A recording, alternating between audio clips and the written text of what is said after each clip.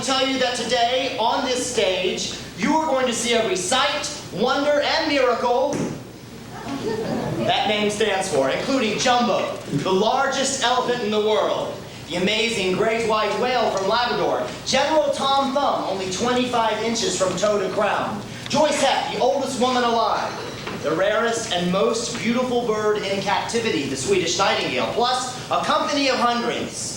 No, thousands, including marching bands, standing bands, tumbling bands, flying bands, bands of every size, shape, and description, and here they are. I know what you're thinking. You don't see any nightingales or flying bands or 25-inch men. But like I told you, Barnum's my name and humbug's my game. And they're all up there, mark my words. Wait a minute, where are you going? Home. But I've got a point of view to expound, defending the noble art of humbug. Which I happen to be in disagreement with, as it is no more than a shoddy defense of flim-flam, so it doesn't behoove me to stick around. Respect for the speaker, madam, requires you to listen while he sets forth his convictions. And respect for my own convictions requires me to set forth, which I am doing. Then go. Isolated dissent is hardly going to deter me. One small voice can quite easily be ignored. Good day, Mr. Barnum. Of course, it doesn't help any if that one small voice belongs to the man's wife. Cherry Barnum, I'll have a kiss before you go. With pleasure, Mr. Barnum. You may not make much sense, but you're beautiful.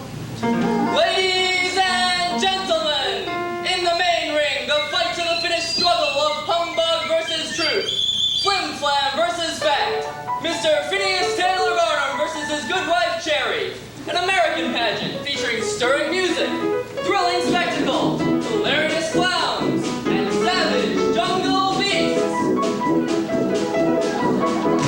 But first, presenting Mr. Barnum himself in his opening bit of philosophical folderol, Mr. Barnum! The fact is, my wife is a perfect example of what I'm talking about. Give her a mess of facts and she's happy as a clam. Serve her up a bit of Nancy and she turns up her nose like it was yesterday's fish. But whether you end up thinking that my humbug is a blessing or a curse, you're still going to sit by it. Why? Because every 60 seconds in this world, a delightful phenomenon takes place, which absolutely guarantees it. There is a sucker born every minute. Each time that second hand sweeps to the top like dandelions, up they pop, their ears so big, eyes so wide, and though I feed them bona fide baloney with no truth in it, why you can bet I'll find some room to buy my corn, cause there's a sure as shooting sucker born a minute, and I'm referring to the minute you was born.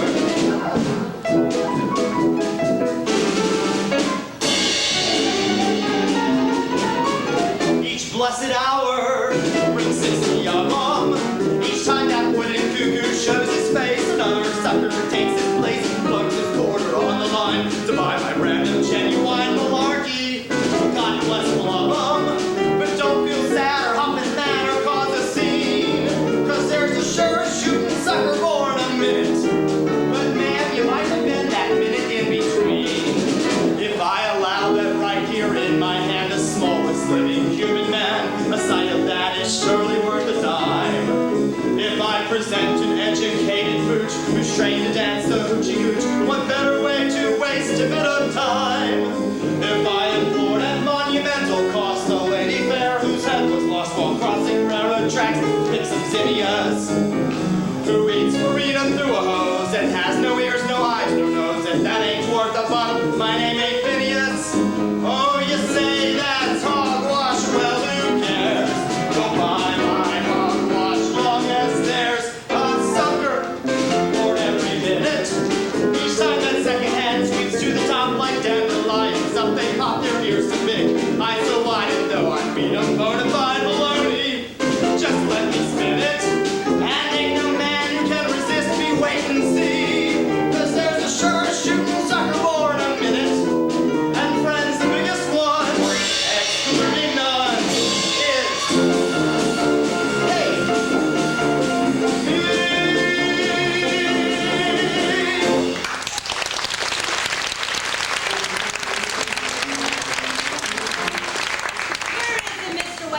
dictionary, Taylor. Humbug, something designed to deceive or mislead. Uh-huh. That's what comes from marrying a school teacher. Go straight to the books.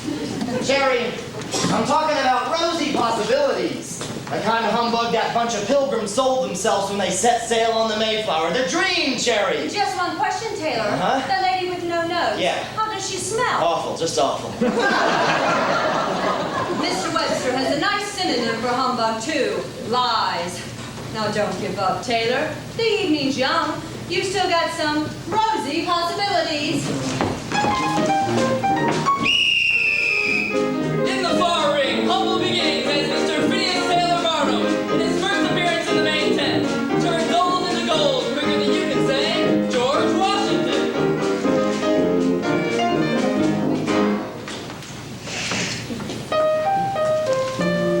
I'm telling you, they came by the thousands in Philadelphia. Now, here's your bill of sale, birth certificate, prints, and a testimony proving beyond a shadow of a doubt. On June 15th, Joyce Heft will be 160 years old. Well, she better be, Mr. Lyman. It's taken every cent I had to buy this contract. But from now on, P.T. Barnum presents Joyce Heft, the oldest woman in the world. She'll make your fortune, Mr. Barnum. And you remember, Philadelphia. All right, Joyce, we better get to work if we want to eat tonight. Step right up and see her, folks. Joyce Heft, the oldest woman in the world. When you see the shape the world is in, You're flat, Joyce. You're flat. Joyce Heft, 25 cents. Joyce, you're flat. Up a bit, up a bit. 25 cents. Oh, you gave me the office, right? thank God I'm home. I don't understand it. They came by the thousands in Philadelphia. And walked by the thousands. You've been had, Mr. Barnum. Anyway, what's so special about an old lady? A young lady, well, now, that's different. If you'd have had me up here 140 years ago, they would have come all right. What did you say? I said, what's so special about an old lady? Oh, but a special old lady. Mr. Barnum, what are you looking at? I'm looking at a nurse about 100 years ago. She's got this baby bouncing on her knee.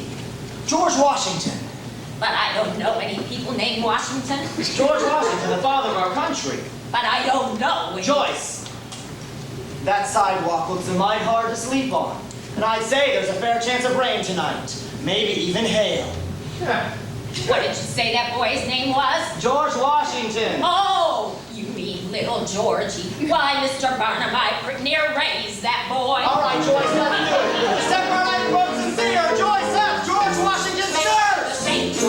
This is when the way it is, but it fits. When folks just hear from home, thank God I'm home. When you take a gander at the news, when you hear the language people use, when no sleep on the sun, I don't want to be Right, get up a bit, Joyce. anytime doesn't rest me. Should she smile me?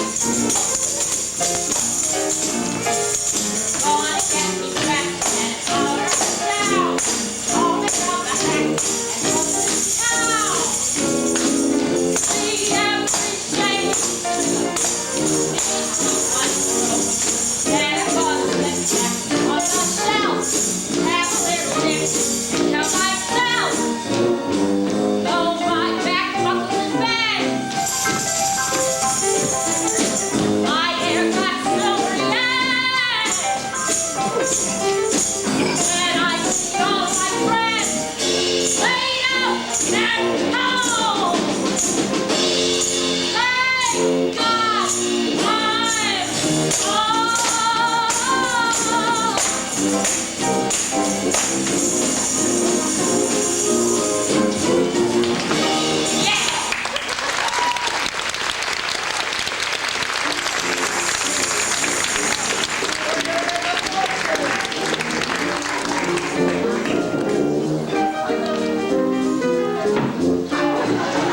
right. Maybe I misled him a bit.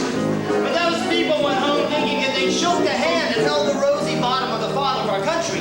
And that's a patriotic humbug, and there is none better. Well, now that Joyce was a success, I started signing up other attractions, and I needed some place to put them. That's right, Mr. Barnum. I'm starting the American Museum, but I don't want it to turn into no sideshow. Oh, I couldn't agree with you more, Mr. Scudder.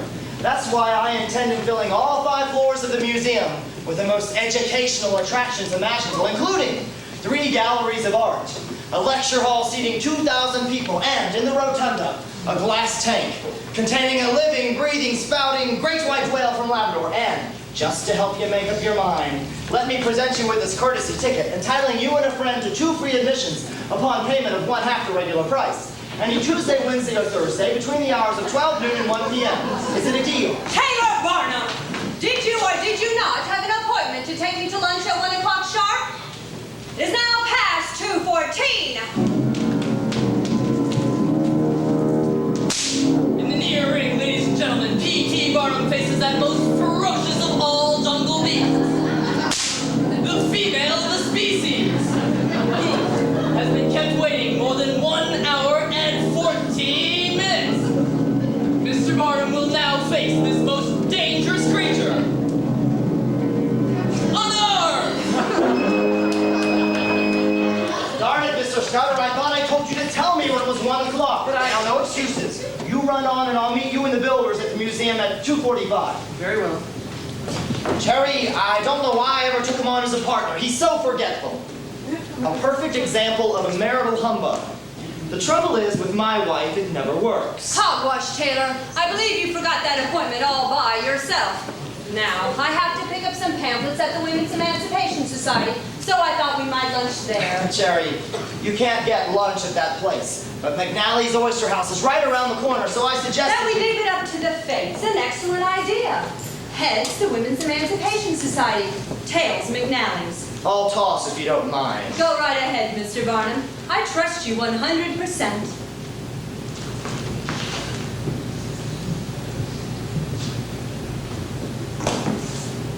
Liver and prunes.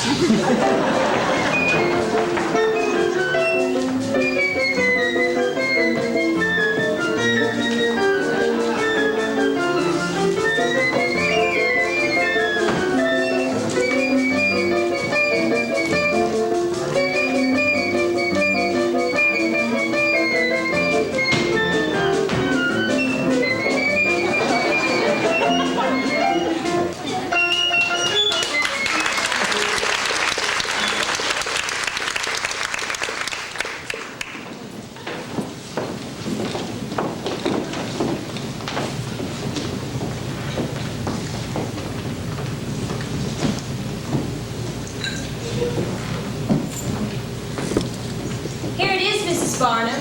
Our new pamphlet all about the Stanton Act. Thanks to Elizabeth Cady Stanton, the state of New York now guarantees a woman the right to make all her own business and legal decisions. And what do you think of that, Mr. Barnum? Well, I'm all for it, 100%. As long as she asks her husband first. All right, McNally, bring us a couple dozen oysters and 2 large ales and put a head on them. Mr. Barnum will have the liver special, Miss Mortimer, plus fresh boiled parsnips. And an extra copy of Miss Stanton's pamphlet for dessert. Now, Taylor, you can tell me who this new partner of yours is. Cherry, that was Mr. Amos Scudder. Him and me are building the American Museum. With what? We have $100 to our name. Well, brass and a bit of humbug. You'd be surprised how often they're just as good as silver or gold. Schemes again, Taylor. Schemes and dreams. Well, that's my nature, Cherry. I told you I was a dreamer the first night we met. Taylor Barnum. When a girl meets a man in the middle of the worst thunderstorm of the summer, with bolts of lightning jumping off every tree and barn in sight, and thunder so loud it nearly scares you out of your wits, not to mention the dogs and cats all over the territory howling to raise the dead, she don't pay much mind if a man happens to mention he's a dreamer. And I'm not saying you shouldn't have dreams, Taylor. Just let them be sensible ones we can read. But Cherry, I want to excite people, stir them up. Give them a glimpse of the miracle. Miracle's a pretty fancy word for humbug, Taylor. How can you say that, Cherry? Maybe I put a high polish on the facts sometimes, but I've never taken anybody for one dim dime. You've taken them for more than money. You get them all brought up, excuse me, over things you never can be, like a woman 160 years old. I don't mind you using the imagination the good Lord gave you, but with two daughters to bring up, you ought to be using it for more sensible things. Now, I happen to know Mr. Chauncey Jerome is looking for a new partner at the clock factory. I can be a part of it, Taylor. Write the letters, keep the Cherry, accounts. I just can't do it. Tick-tock tick from 10 to 6 every day with only an occasional bong to break up the monotony of 10,000 little cuckoos looking out of 10,000 little holes. Every man's got a temperament, Mrs. Barnum, but mine's just not suited to tick-tock, cuckoo, and bong. I'm sorry, Taylor. I shouldn't have brought it up. Oh, no, of course you should, Cherry. That's half a wife's job. Bringing up things her husband doesn't want to hear. Cherry, a clock factory's just not the right color for me. Just say the name, Bridgeport Clockworks, and what do you see? Brown, gray, and maybe, if you're lucky, a little dash of taupe. But step inside any sideshow and you got fire engine red and buttercup yellow and sapphire blue. It's like living inside of a giant pinwheel. It's not just for my own selfish pleasure that I need all them colors, Cherry. I want to splash them out for everybody in the whole world to see. The colors of my life are bountiful and bold.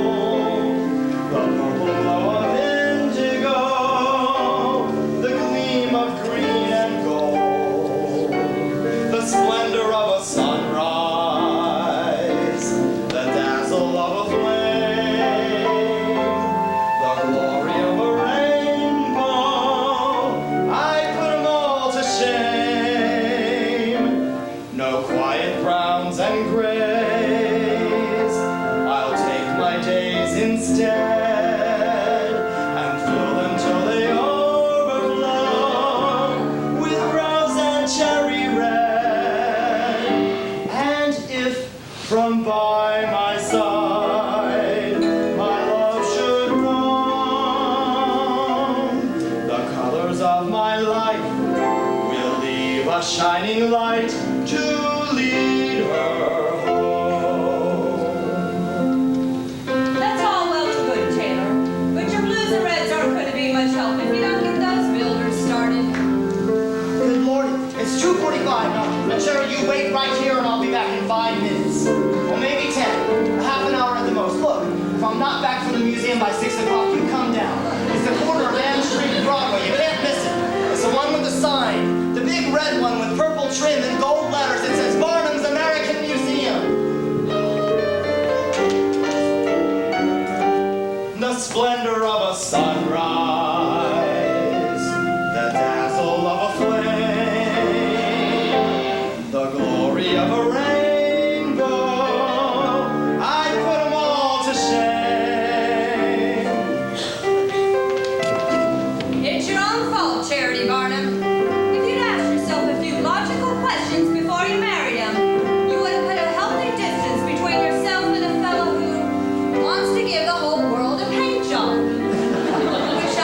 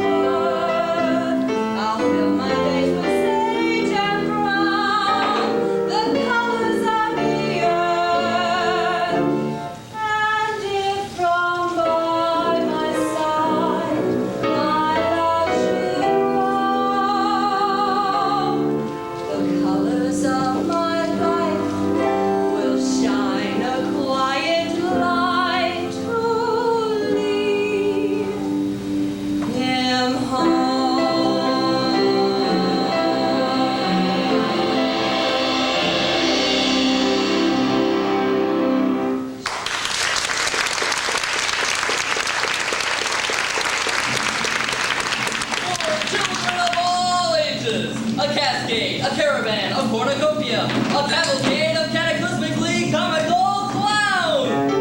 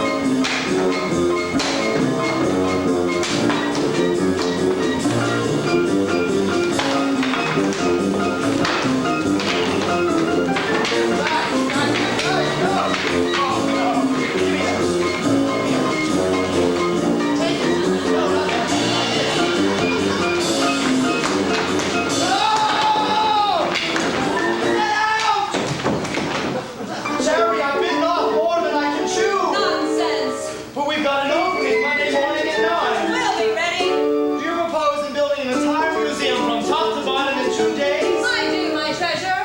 But how, my dog? Slowly.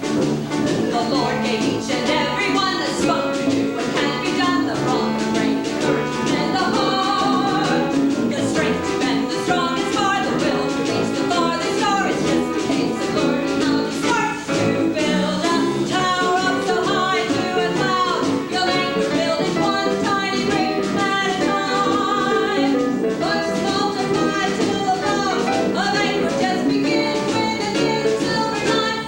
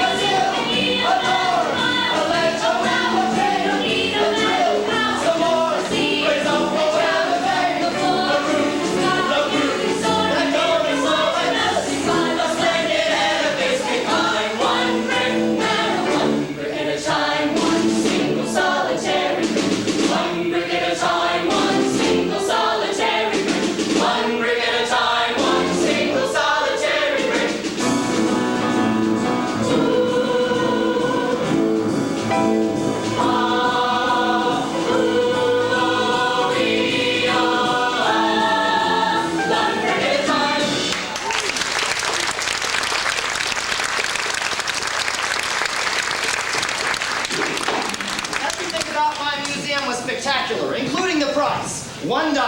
Now, that may seem a bit steep, but it was worth it. Look at what I gave them. Quite a lot of Roman terracotta, living lava from the flanks of Etna, statuary,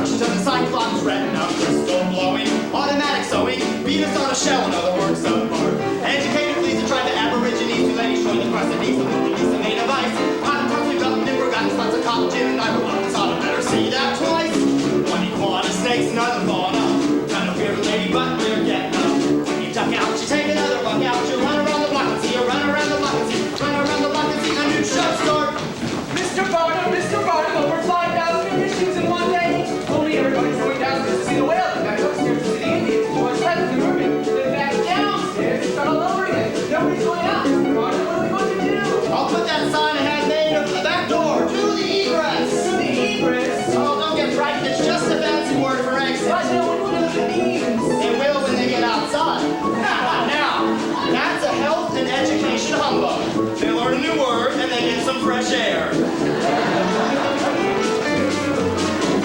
Educated, we should try to aborigines, two ladies join across the knees of Mona Lisa made of ice. Hot toss, we got the nipper, got spots of collagen, and I will on sun, better see that twice. Money, iguana, snakes, another bottle. Trying to beer, ladybug, wear a cat top. When you duck out, you take another buck out. Run around the block and see her, run around the block and see her, run around the block and see her, get a show start.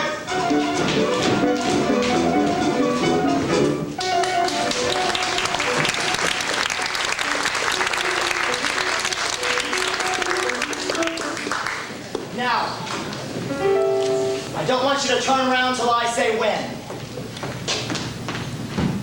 Okay, now.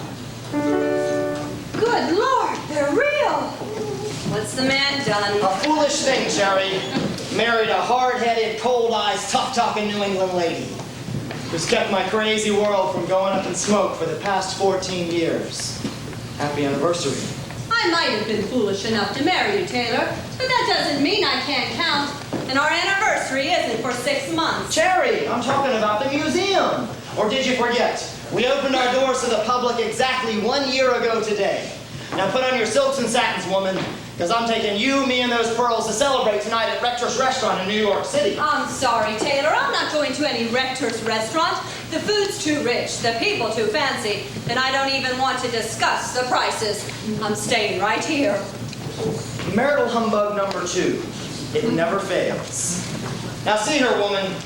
I've got the prettiest wife in the whole state of Connecticut, and it's my God-given right to take her out and show her off if I want to. If you don't go upstairs at once and put on your best dress, then some very costly anniversary presents will have to be returned.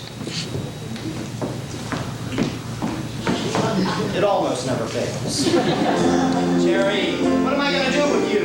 Put up with me, Taylor. Same as I do you.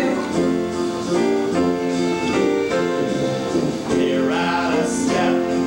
We disagree. What's right for you is wrong for me. Together we're a part of country mile. But I like your style. I like your style. We're out of step. We disagree.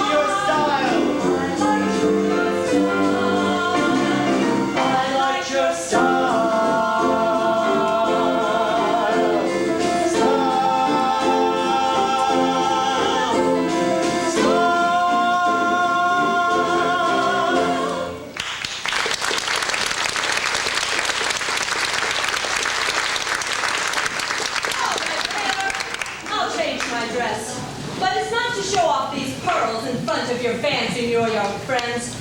It's because I'm still in love with you, you great fool.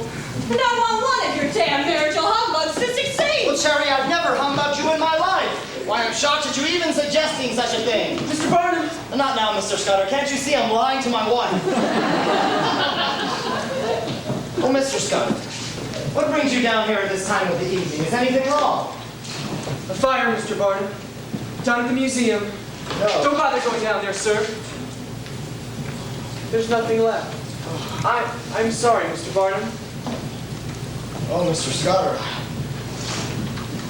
I hope I'm being humbugged. Alas, Mr. Barnum. You never taught me how.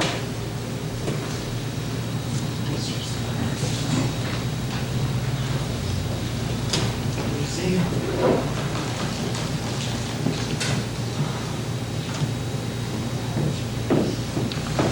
Now, Taylor, I'll tell you right now, I don't intend dancing any gallops. I haven't had time to change my petticoat. It's the same old muslin one. But since the only dance you know is the waltz, I don't anticipate any problems. The evening's off, Cherry. There's no use celebrating the anniversary of a museum that's burned down. Maybe it's a good thing. You were right. The darn place was nothing more than a sideshow anyhow. Taylor, Barnum, that museum was absolutely splendid for what it was. And I'll not listen to anything to the contrary. New York's not the only place to make a living, you know. Why, there's a whole country out there. Why, right here in Bridgeport, you could be a partner. Darn it, Cherry, if you haven't come through with the solution. There is a whole country out there.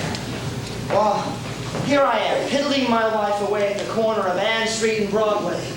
And I'll bet there's 24 states never even heard the name of P.T. Barnum.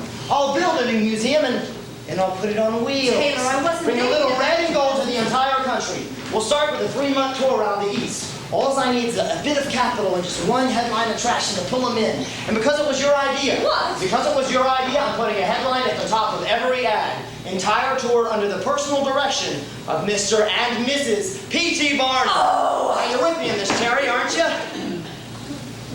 Cherry? Well, I'm not sure I'm 100% in accord, Taylor. Well, then everything's all right. We're quarreling again.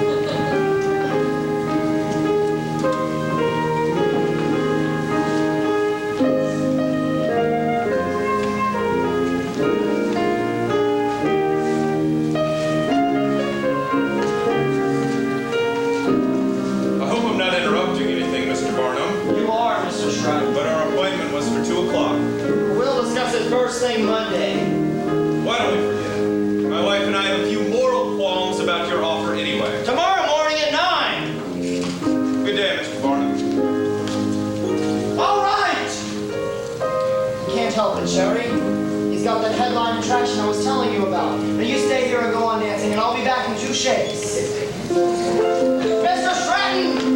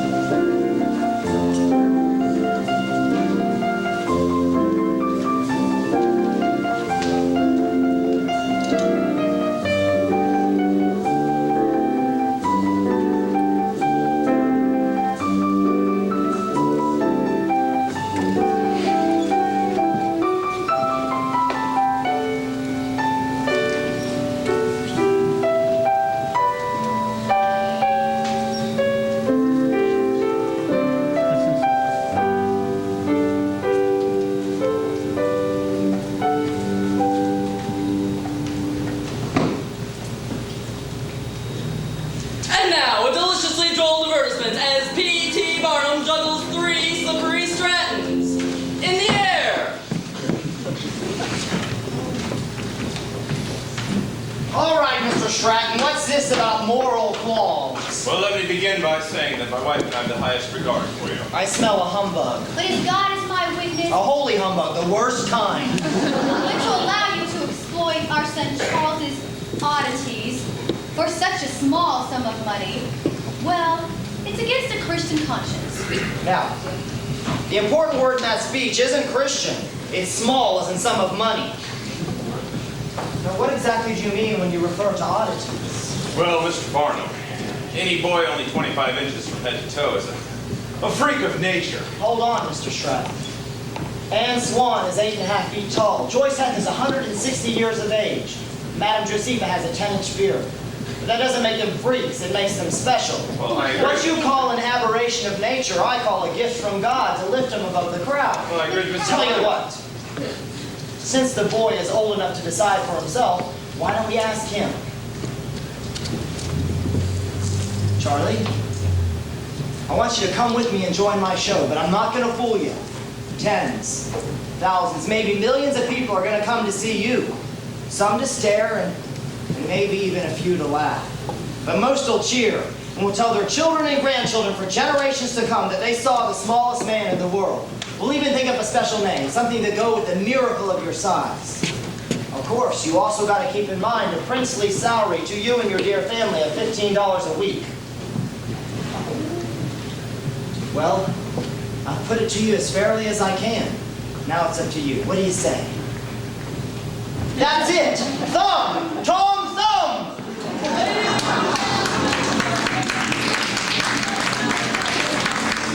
Second for the first time anywhere, the world's smallest man, General Tom Thumb.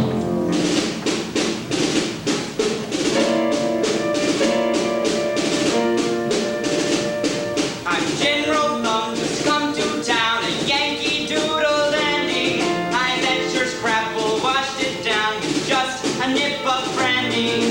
The mayor made me presents rare, the ladies did salute me. First rate I am, they all declare, and all my poses suit me. My success should open up your eyes. Don't judge nothing just by shape or size. Bigger isn't better, taller isn't bolder, stronger isn't always wise. Smaller isn't necessarily the lesser, guts can come in any size. Lady luck and favor, just a little shaver over 1 who's 6'3". Brains in any tussle, moms a flow with muscle. That's your life, I'm glad I need. Ladies and gentlemen, General Tom Thumb's in Gainesville, London's Egypt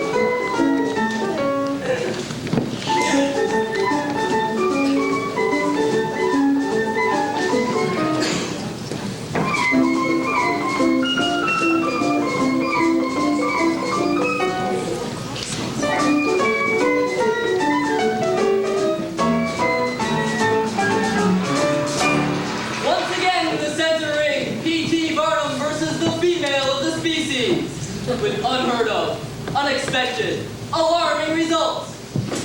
Stuff and nonsense, Taylor. Tom's not maybe the smallest man on earth, but you've managed to tell some pretty tall tales about him. If we have to be in the exhibition business, you can at least find yourself one respectable attraction. Now don't start that again. We're going to miss the Chicago train. Very well, then. The children are with the suitcases in the waiting room. You collect them and I'll meet you on the platform. Cherry, collecting children is what you do. Right now I have other fish to fry. The Women's Emancipation Society. What? Oh, and there's women going to follow me all around the country. What is this, the Liver and Prunes Club? Another one of those feminist get-togethers, Mr. Barnum. You can't go into the street without stumbling over them. Sorry. Julius Goldschmidt, we met last autumn in New York when you saw my tour with Edwin Booth. Oh, yes, of course. Mr. Goldsmith. What do these women want now? Power to the homemaker, or some such nonsense. What these poor creatures don't seem to realize is they have all the power in the world they want if they just knew how to use it. I don't follow you, sir. Well, what does a wife want to vote for when she can have a husband? I'll give you an example of the type of lady I'm talking about. I'm about to sign her up next month, Miss Jenny Lind. She just finished her second command performance for Queen Victoria. Lind. Lind, of course, the Indian rubber lady who can tie a knot in her right arm. Jenny Lind's an opera singer, Mr. Barnum, and she ties many knots. The New York train's almost here. I must be on my way. Mr. Barnum. Mr. Goldschmidt. Taylor, look what's in this pamphlet. Votes for women, rights of ownership, even letting a woman hold a man's job if she's qualified. Cherry, you want a man's job? How about running the rest of the tour yourself? But what would you be doing? Taking a boat ride. Now, you've always been on with me about getting a respectable attraction. Well, I just got wind of one Miss Jenny Lind. The opera singer. Right. But we've got to get to England right away if we're going to beat the competition. What do you say? Well, it's not something solid like running the Bridgeport Clockworks factory, but it's a challenge and I accept.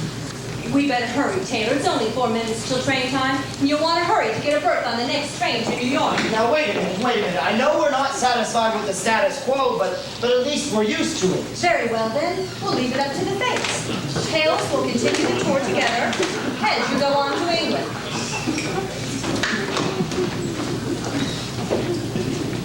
Bon voyage, Mr. Barnum. This is uncharted territory, Mrs. Barnum. I'm equal to it, Taylor. So are you.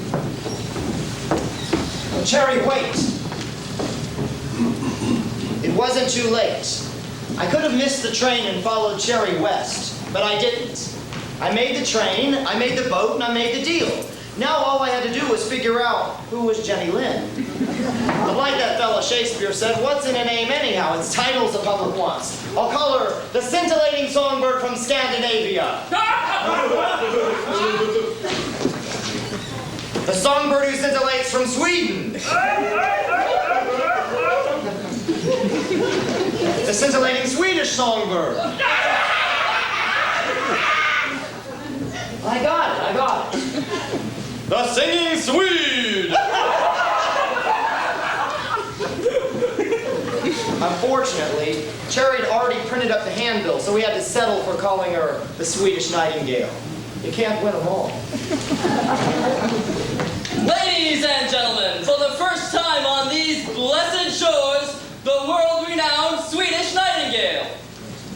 Due to the extremely respectable nature of this next attraction, Mr. Barnum's promotional campaign will refrain from any sensational claims and rely upon the plain, unvarnished truth.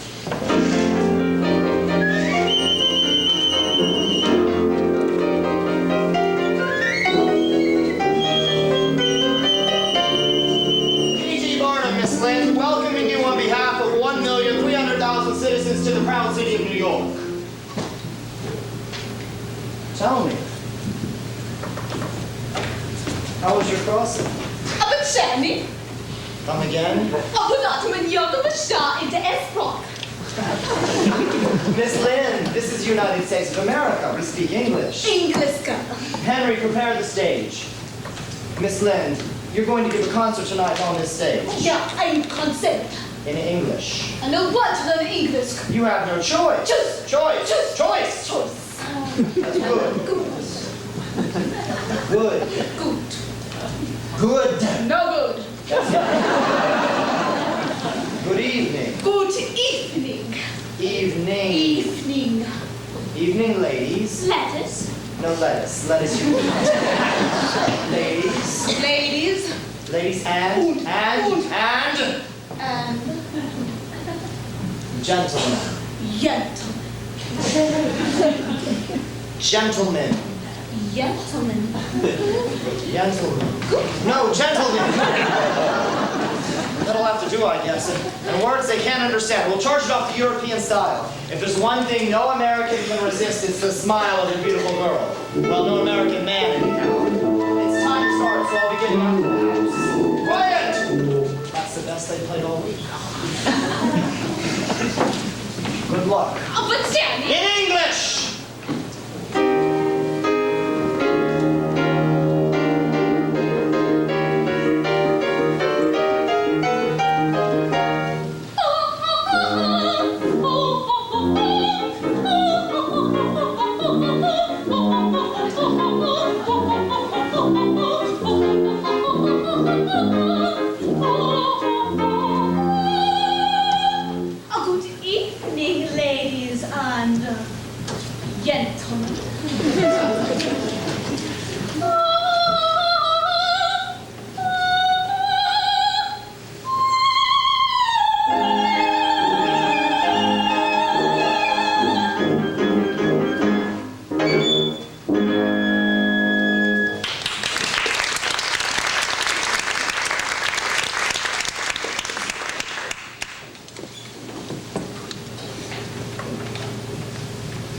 Good evening, ladies and gentlemen.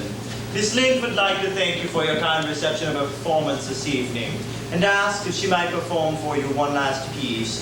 This piece she first performed in a concert in Sweden and which tonight she dedicates to a new American friend.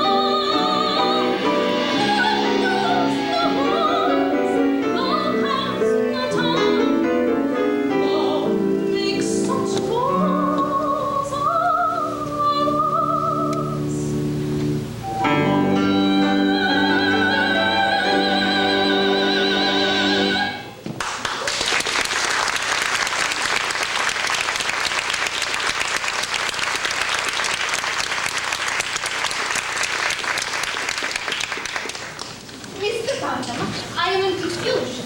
Many gentlemen, they asked to go with me to the celebration tonight, and I know not which one to choose. You choose whoever strikes your fancy, dear lady. Very well then. I choose a scholastic person, my English teacher. Now, my dear lady, I am in confusion. Taylor, the carriage is waiting. In a minute, Cherry. The mayor of New York City also he asked to escort me. Look, Miss Lind. Taylor, please hurry. I want to freshen up at the hotel before the reception. Well then, another time.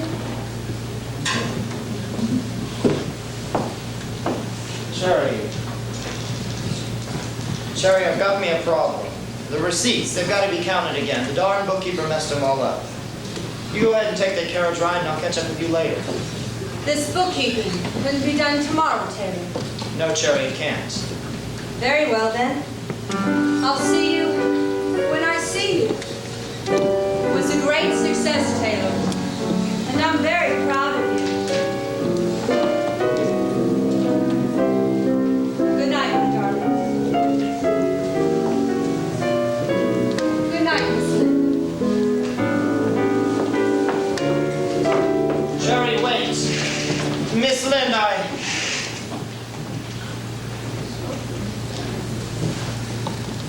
But why shouldn't I take her to the reception?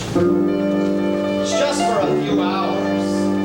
All my life I've been selling the dream to everybody else in the world. Isn't it time I got to look at it myself? I'm a man. I've got the price of admission. I want to see what's going on inside the tent.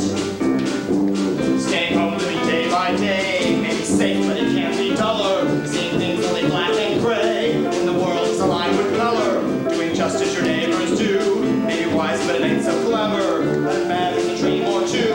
Let him go and they're gone forever. Out there somewhere, just out of sight.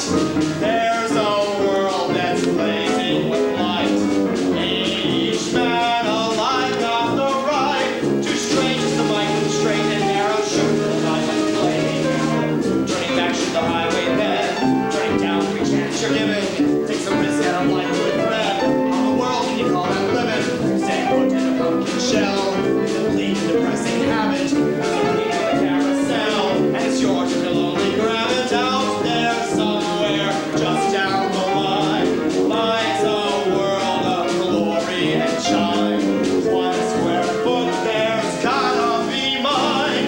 Once in his life every man decides. Once when he stands where the road divides. Once on a hill as the morning grows. Once if he will he can see those fires glow. Flash streaming, fires glow. Flowers gleaming in a land where the dawn is near. In a sky where the sun's forever. On a plain where spring all year. And the dark of the night comes never. Somewhere out there, just out of sight. In that world that's blazing with light. Ain't each man alive got the right.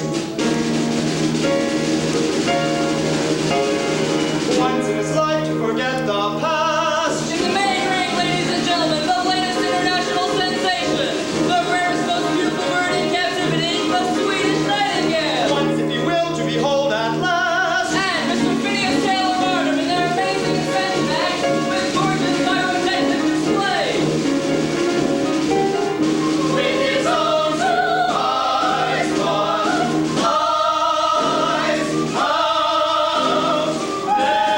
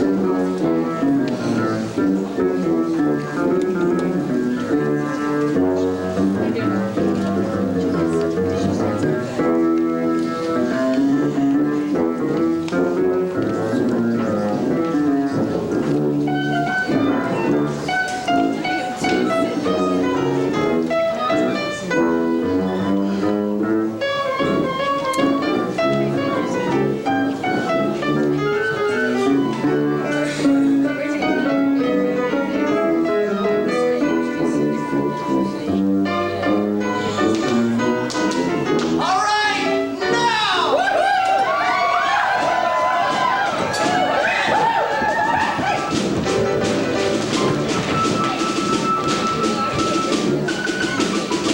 Follow the band wherever it's at, and vote for beats, tapping the drum until your heart go rat-a-tat-tat. A flag in your hand, a plume in your hat, blood down the grass. That's it, catch the line. Is there a sight that's sweeter than that? See the pretty lady toss that baton high, and she gave us a daisy. What's together with the beat? It's jungle life. Ain't you glad that you stay? You get to the way that you pop, oh, what? Ain't it driving you crazy?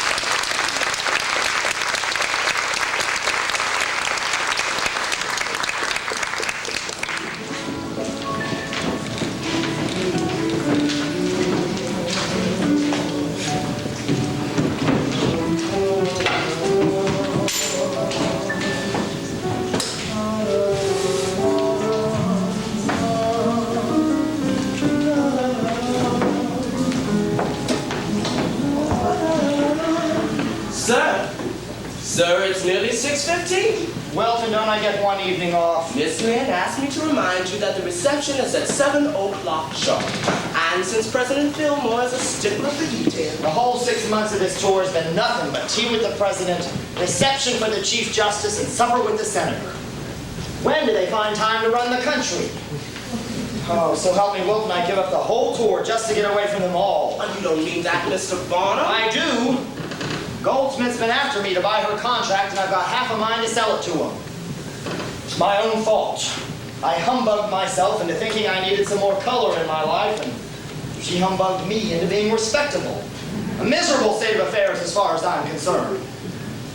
So I might as well be miserable being respectable with someone I love. Look. You better send a wire to Goldsmith telling him I'll meet him in New York the day after tomorrow. And another to Mrs. Barnum saying that if that coin comes up heads, I might just well be in Bridgeport the end of next week. I don't know. None of my female of the species humbugs ever seems to pan out. I'm too old of a dog not to try. It's a disgrace if you ask me. Phineas, are you muttering? Me? Absolutely not. I think muttering is the height of impoliteness. Listen, I'm just ignoring. When I've got something to say that matters, I don't mutter, I utter. I never mutter. I might sputter, but I don't mutter. I used to mutter. I used to have a mutter. How many times do I have to tell you to keep your hands out of my pants? I think I know what this is about. The way the French ambassador, he smiled at me last night. Wrong. What do I care if some Weasley-looking Frenchie smiles at you? The way you smiled at him. One of your number 2 trembly special ones. Phineas, I'm a soprano. We flirt. The same way impresarios mutter. Anyway, what's sauce for the goose is sauce for the gander. What are you talking about? Letters. What letters? Long ones. Dating. To a lady in Bridgeport, Connecticut. Now maybe if you were willing to give up these letters, I might be willing to give up my trembly smiles. Jenny, I want you to know that I'll never forget you. It's been a lovely 6 months. Jag uppskattar det från Ulrikes. In English. I want for you what you want for yourself. That's a kind wish, Jenny. Now if I could just figure out what the devil it is I want. Well, at least we know what it is. This game of love music. It lets of course one loses. When will you be going? I suppose tonight's as good a night as any. Will you be all right? I'll be fine. I have a dinner engagement with the French ambassador. Wise men and fools, they loves me. Then to the same sweet treason. Look at those figures for St. Louis. Sold out 2 months before she ever sets foot in town. You're buying a songbird that lays golden eggs, Mr. Goldsmith. I know that, Mr. Barnum. In fact, you might say I knew that before you did. That's why I'm making you such a generous deal. Only one proviso. If Miss Lind ever plays Bridgeport, don't sell me any seats. Done? Done. Love makes such fools of us.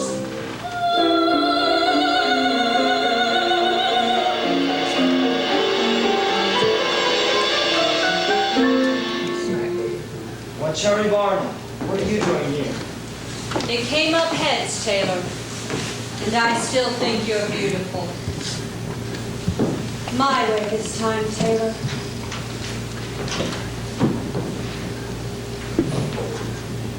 Your way.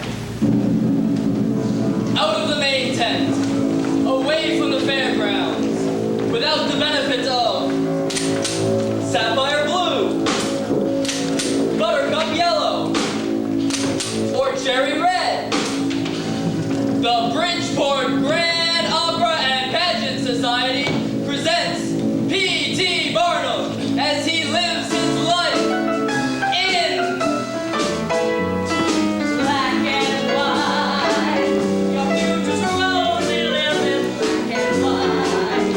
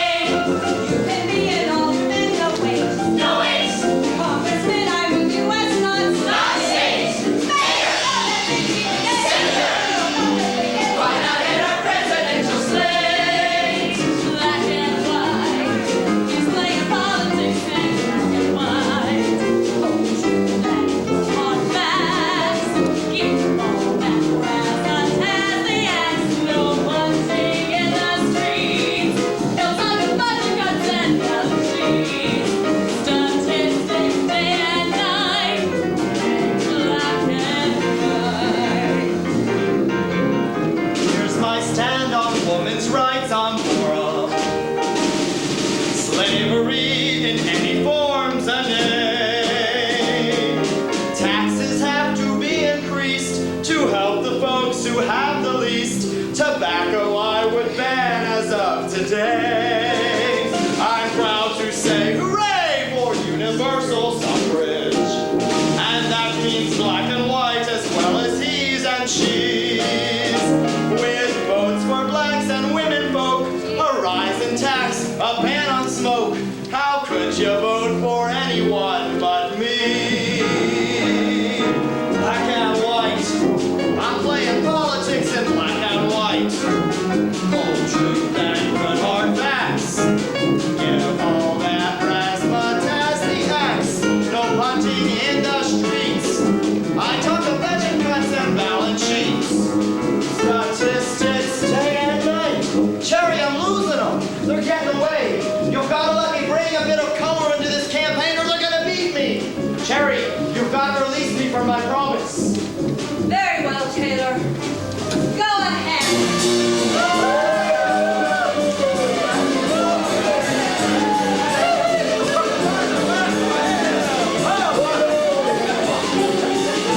Black and white, he said he's still living black and white. So long, Tata, good night. Bye, bye, bye, bye, black and white. He's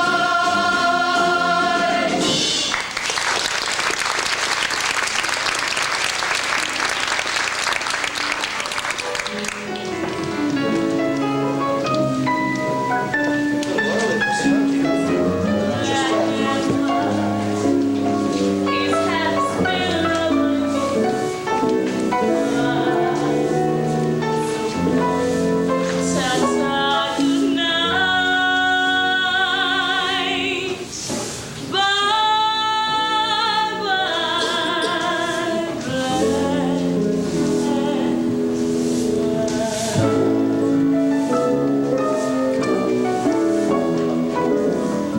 after the show, outside the tent, behind the scenes, beneath the makeup.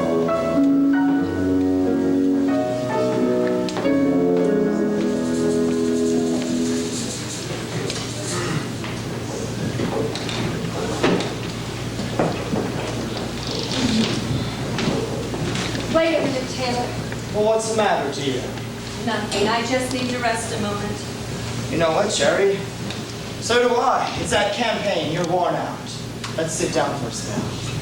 On the steps of City Hall, it's illegal. Well, that'll be my first act as mayor. To get a law passed stating that all elected officials with beautiful wives can rest on the steps of City Hall for as long as I'm in office.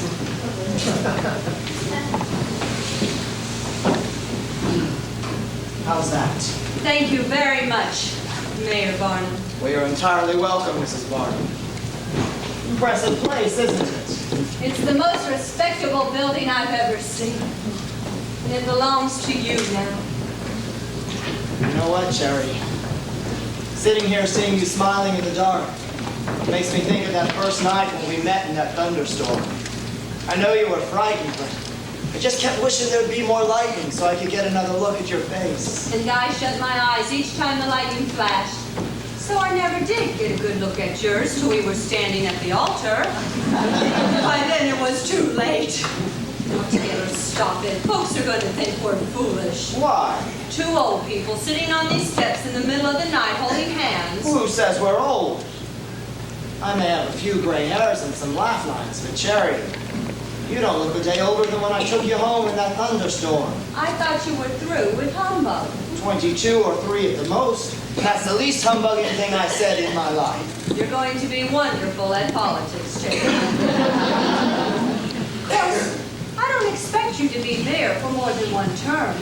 No, I've got my eyes set on a Senate seat, and not the state Senate either. Cherry, you're talking about Washington. Head says you can do it, Taylor.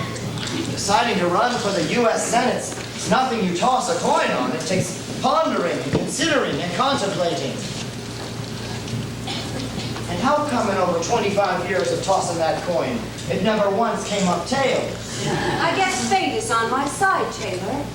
That and the fact that this quarter just happens to have 2 heads. You stacked the deck, Jerry? I haven't been watching you for 25 years for nothing, Taylor. All right, Mrs. Barnum. I'll run for your Senate. Because I love you and would do anything in the world to make you happy. But you humbugged me good and proper, and I'm most displeased. Look at that, both sides. Why are you smiling? Everything's going to be all right. We're quarreling again. The colors of my life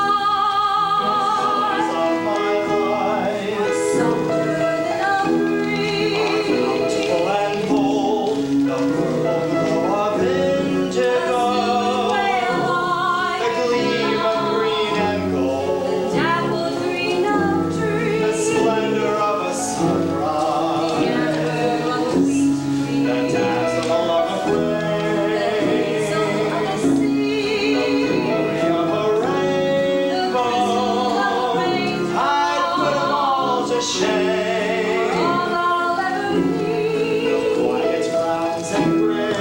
Reds are much too bold. Take my days instead. Gold I find no And fill them till they overflow with rose and cherry red.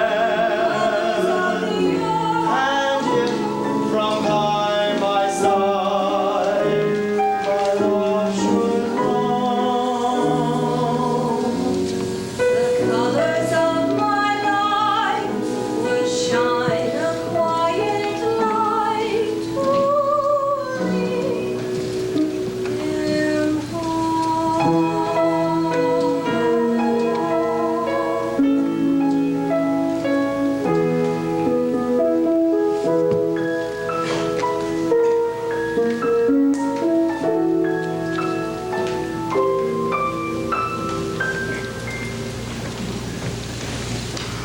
oh Jerry,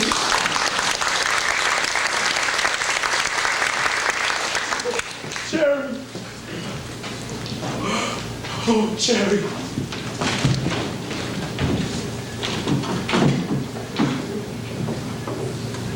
On behalf of the party, Mr. Barnum, may I say how sorry we are. Month after month, standing right there beside me. And then when we were right on the threshold. Now, I don't want you boys to worry, because this campaign I'm going to be stronger than ever. I worked a long time for the senatorial nomination, and it's an election I don't plan to lose. Mr. Barnum, I'm afraid there's been a slight postponement on your nomination. What are you talking about? What Mr. Templeton is trying to say is the party's position has changed. We're nominating Alexander Whitaker. What are you talking about? I've been campaigning for the past 6 months on the strength of your promise I'd have that nomination. The decision's out of our hands, Mr. Barnum. But in 4 years, you'll be a prime candidate. I don't want the nomination in 4 years. I promised somebody I'd be in Washington next January. If I can't be there then, I don't want to be there at all. Mr. Good day! Get out!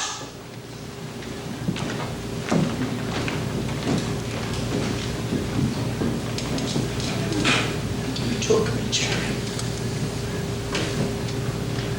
6 months of making speeches, and they take the nomination away from me with a lie worse than any humbug I'd ever pulled in 35 years of fooling people. I thought I got it out of my life, but I was wrong. Because it looks like if I don't humbug them, they're going to do worse to me. And Cherry, tell me, is humbug so bad after all? I mean, look at that bunch of Rubens that come over on the Mayflower. They were humbugged with a vision of finding some kind of utopia. And Tom Jefferson and Ben Franklin back in '76, humbugged with a dream of creating a society of free and equal people. And it turned out pretty good. Of course, I'm not comparing live mermaids and four-headed frogs to the Declaration of Independence. But somewhere way down deep, there's a connection. How do you like that? Up here on a soapbox for 2 minutes, and I've convinced myself I'm first cousins with Thomas Jefferson. Well, don't that prove it, Cherry? I'm humbugging, I'm the best there is! The Prince of Humbug, balderdash, fiddle, faddle, dribble, tosh, twiddle, twaddle, blather, blosh, build, and dodge, and double dutch, and flim flam. I am the king of hogwash. Tommy Rot, jibber jabber, blabber, blub, focus, purpose, gabble, gum, scam, and sham, and just a touch of white lie am I. Duke of tripe, an idle chat, Earl of Oil, Lord of Blatt, Emperor of rigmarole, that I am, bless my soul, the Prince of Humbug, Bob and Todd, Piffle, Waffle, Batter, Jump, Hokum, Movie, Chatterbug, Wild, and Guile, and Trumpery, that's me. Now don't worry, Jerry, I'm not going back in the menagerie business. What I was thinking about was a lecture tour. Tell the whole country about the noble art of humbug. Who's got a better right to talk it than me? It's what God gave me the gift for. It's how I got everything I ever had. Cherry, it's even how I got you.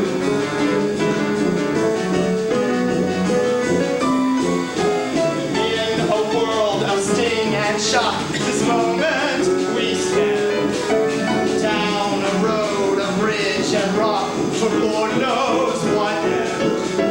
Through a night as dark as space, cold as the sea. Someone's gotta make it right. Shoot a rocket, shine a light. Tell you that someone's gonna be the Prince of Humbug.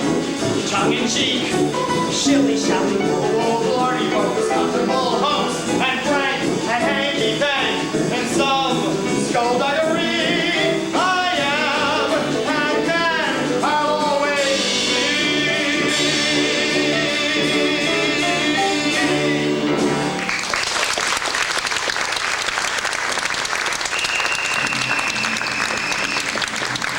The main event, the greatest contest of them all. P.T. Barnum, unarmed, alone, and without a net, in a fight to the finish struggle with destiny. Bailey's the name, Mr. Barnum. I'm here for my 3:30 appointment. Ah, yes, Mr. Bailey. I've given the matter a great deal of thought, and I'm afraid the answer is no. But I sent you the plans and the photographs last week. Didn't you get a chance to look at them? I saw the pictures, and your menagerie doesn't look too bad. But I've been out of the business for years, and I'm just not thinking of going back in it. But if you don't mind a bit of advice, No, I would welcome it. you gotta hook your attractions to the mood of the country. It's 1880, and with Grant in the White House, we're expanding our boundaries. Your show looks good, but it's too small. There ought to be 10 elephants, 20 clowns plus acrobats, bareback riders, fat ladies, a whole family of jugglers, and 6 up on the high wire. Impossible. You can't get all those acts into one ring. We'll put a couple more rings on either side, and a band of 40 pieces, with a whole separate tent for sideshows. Not to mention traveling grandstands that you can put up and take down to seat 5,000 people, and a special train with 2 locomotives and 60 cars, and enough canvas to put the entire Crystal Palace inside and still have room left over to fly a kite. The Crystal Palace? Mr. Barnum, I hope I'm not being humbugged. Mr. Bailey, whatever gave you that idea? Well, it does sound good the way you tell it, but I need your help. It's out of the question. But I need you. The circus needs you. The bill without the game, you turn your cold to the grip. When a stitch to say 9 others comes apart from your grip. When the rats invade your attic and start leaving your shit. Follow my tip, come away on the trip. Just join the circus like you wanted to when you were a kid. Climb aboard, record on it, you'll think you're lucky, start you did. Go to bed and hear the ambulance wake up with the air.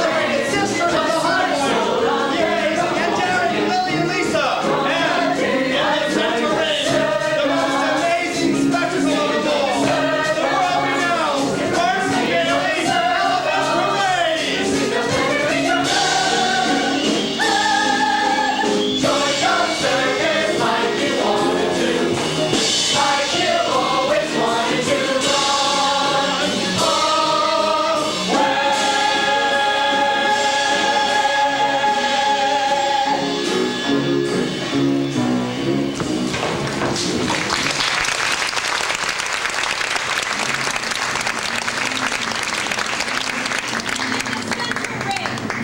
a princely final attraction, Mr. Phineas Taylor Barnum himself.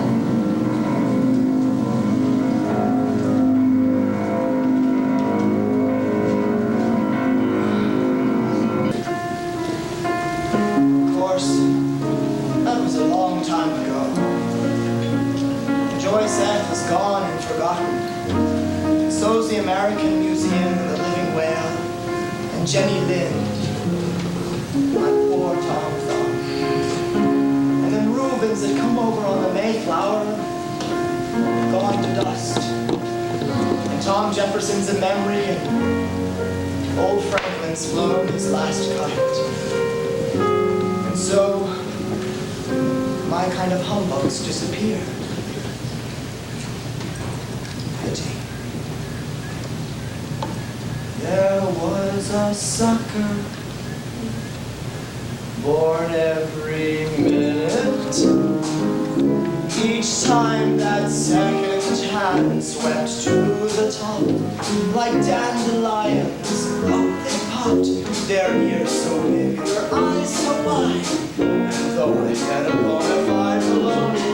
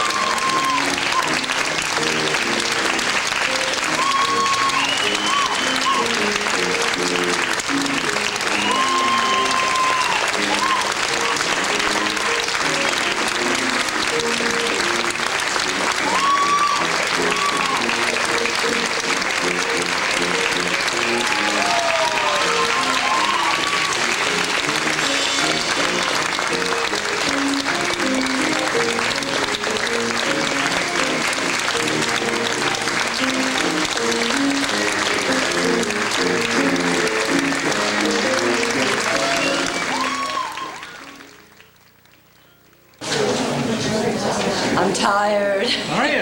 I'm exhausted. Did you hear my voice? Yeah. It's hard singing. All right, go away. Get everybody else out of here. And I'm like, no.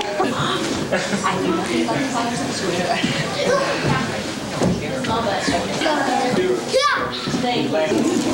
I wasn't in it. I was backstage, but they were backstage. So what'd you think of the show, Denise? Thought it went really well. Yeah, me too. Denise.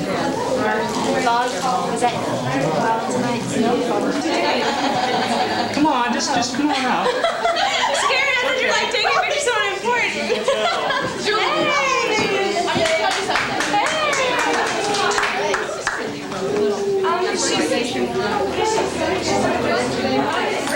Hi. Are you really taping me? Yes. What should I say? Whatever you want to say. Hi everybody. I'm having lots of fun, and I feel really stupid on this camera like this, and I think you're not really gonna put this on the tape. Yes, I am. Send money. Yeah. He's really he's alright. I gotta go. Somebody. If you already said hi. Hello there. Hello there. I didn't know you was really. Oh, there's my good grammar. He's really putting it on the tape. That's what he says. She goes, what do you need? Hi. Is this Cindy's? Excellent. Thank you. Hi.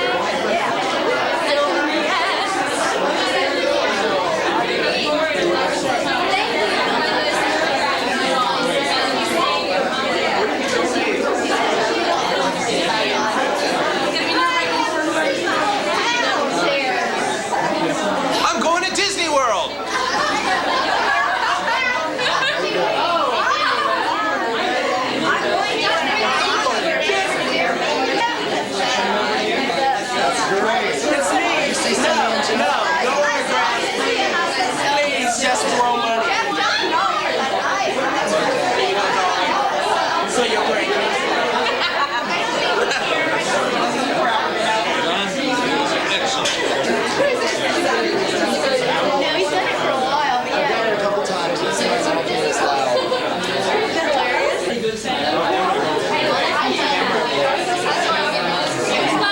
Sunshine. Oh, turn around. Come on. Happy birthday to you. Happy birthday to you. Happy birthday, Mr. President.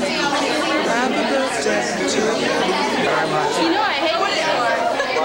I wanted to get out Stucky's in. Come here. Here's the backstage people. Mine is Anders, because he's too shy to come out.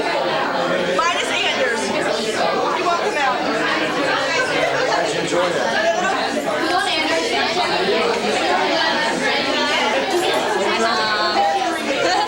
Go lay down. There, I felt my skirt go as we moved on and stand back up.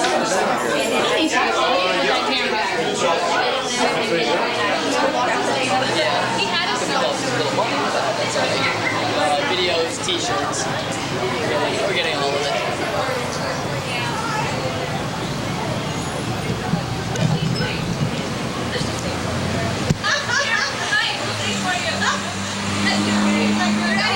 Let's go. You wanted to win. You wanted to kid.